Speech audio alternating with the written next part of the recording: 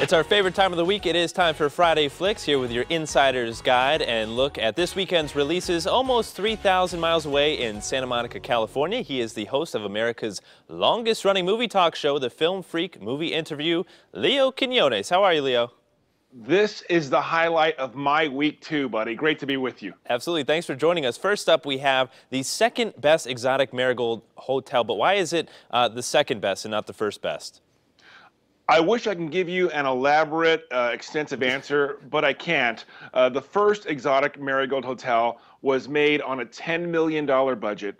It made $136 million worldwide. So ding, ding, ding, let's make another one. That's why we've got number 2 here. And it features a lot of big-time actors. It seems like a bit of a reunion for the older actors. Veteran actors, we like to say. Seasoned actors. Seasoned veterans, and they can do this stuff in their sleep. Oh, hopefully they weren't, but 1, 2 takes and they're done. And the new guy on the block, the young kid in the cast, Richard Gere. So you know what? He's the first guy, I gotta be honest, in the 80s, Ryan, who made having gray hair cool. And the guy's got his swagger and he doesn't lose a step, and he's a great addition to this cast. Now, this movie seems to be, from the trailer at least, what I saw, it seems to be about love and marriage and happiness and all this stuff, but what's really the point of it? Is it just about them buying a hotel? I'm kind of confused as to the plot of the movie. Youth is wasted on the young, Ryan. Okay, let me try and give this to you straight. Break it down. You can't retire from romance. You can't retire from falling in love. These people don't want to check it out. They want to have the last third of their life enjoying it, seeking adventures, meeting new people, and creating new romance. So that's what is the charm of these best exotic Marigold Hotel movies. All right, speaking of adventure, our next movie has a little bit of that. It is Unfinished Business, which features Vince Vaughn. Is it sort of the typical Vince Vaughn movie?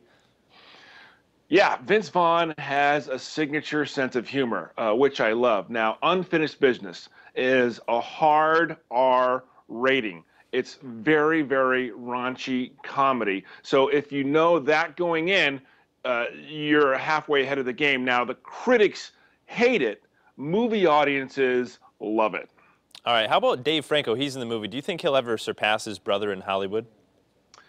I absolutely do, because James Franco is kind of wilder, off the cuff. Dave Franco, he's really focused on what he's doing. He's a clear communicator, and his brother seems like the party guy. And Dave Franco, I don't know him personally, just seems like he's more focused, and I think he's really funny too, and he's got some good ad-lib skills as well. He was fantastic in Neighbors last year, so yeah, he's got a bright future ahead of him. All right, and then this movie from the trailer kind of reminded me a little bit of a combination between The Office and The Hangover. Do you kind of get the same drift? Well, absolutely. It's basically they're a small company, and they go from Boston to Berlin to close a deal, and the hot female executive is Sienna Miller from American Sniper. Again, it's a Davy and Goliath story. You know, it's a small family-run business going up against a corporate giant, and that's kind of where the heart of the movie lies. There's a lot at stake, business speaking. So again, you want that rated R laugh? You got to go to Unfinished Business. All right, next up we have Chappie, which to me is the most bizarre movie name I've ever heard of. It kind of makes me happy, uncomfortable, and it really makes me just want to wear Burt's Bees. Okay. There you go, Ryan. Chappie. It is a funny name, but when you scratch the surface a little bit, it's Neil Blomkamp. This guy who did District 9. He's a fantastic director. He puts robots in everyday situations. Well, Chappie is a robot that we're all supposed to fall in love with. It's like a newborn soul, a newborn baby inside this metal structure. And Chappie learns everything around him.